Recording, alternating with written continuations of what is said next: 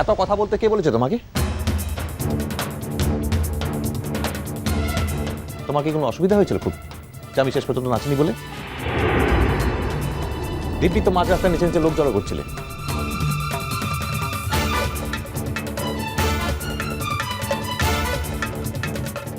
বারে এখন মুখে বকাটা দিচ্ছিস কিসের লিখে? তুই কি আগুতে মুখে বলিস লাই যে পূজার সময় তো সকলে মিলে লাজবে, তখন তুমিও লাজবে? হ্যাঁ বলেছিলাম, কিন্তু don't make it A rule. পুজোর সময় এরকম নাচ করেছো মিটে গেছে, কিন্তু খবরদার অন্যদিন অন্য কোথাও এরকম ভাবে নাচতে যেও না। ভালোই তো ছিল, হঠাৎ আবার হইলটা কি? মুখটা এমন ভারী তো করে রেখেছে কিসের লিখে? কি যে হয় বাপু, মাঝে মাঝে কিছুই বোঝাটো যায় না। আরে আমি যে কাজটা করতে এসেছি আমি সেটাই তো করা হয়নি, আমি ভুলেই গেছি। ছি ছি ছি ছি ছি।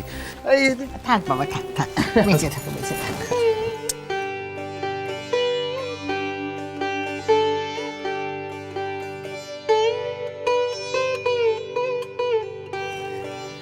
ঠিক আছে, ঠিক আছে, ঠিক আছে, ভালো থাকো।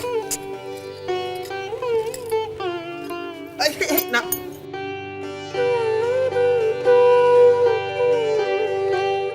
খুব ভালো থেকো বোন আমার। আচ্ছা বাবা কোথায়? ঘরতে তো মুখ লুকাইন বসে তো আনছিলা। কার সঙ্গে কিভাবে কথা বলতে হয় তুমি জানো না?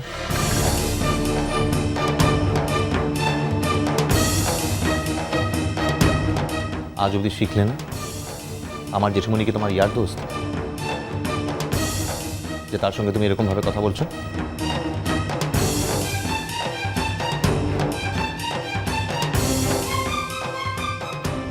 থাক থাক, ঠিক আছে ঠিক আছে, ভালো থেকো।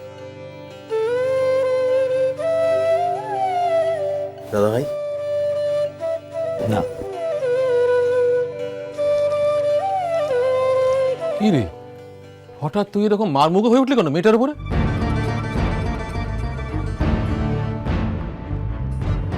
আরে ও তো এভাবেই কথা বলে, আর আমরা তো এতেই অভ্যস্ত।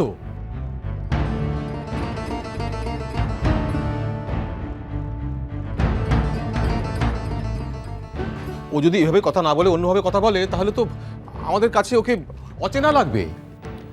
বাবা, কথা বলার একটা ধরন আছে, শুধু পড়াশোনায় ভালো হলে হয় না, এই কথা বলার ধরনটাও রপ্ত করতে হয়।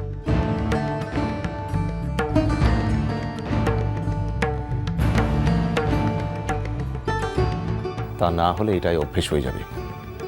আজকে বাড়িতে এরকম কথা বলছে, কালকে বাইরে গিয়ে বলবে